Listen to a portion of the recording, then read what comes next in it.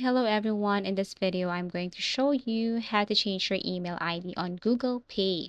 So first you just have to open your Google Pay, but before anything else you have to make sure that you're using the latest version of this application. So in case you want to change your email address here on your Google Pay, basically you just have to go to your app information, long press Google Pay, go to app information, and then click the storage usage right here. Tap this one.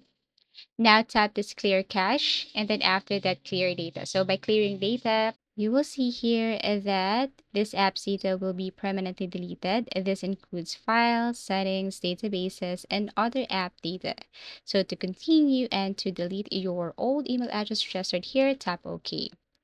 Now, the next thing to do here is go back to your Google Pay, launch the application, and then by deleting the data, you will start from the very beginning, and that is to select the country and then enter your phone number. At the same time, you have to link your Gmail address. So make sure this time that you have entered the desired or new email address. So all you have to do is to tap any or your country here, tap continue, and then enter your phone, and then proceed with the following instructions and methods till you see add your email address. So if you want us to create another tutorial or if you want us to do another tutorial, please do comment down below. Thank you for watching and see you again in our next videos.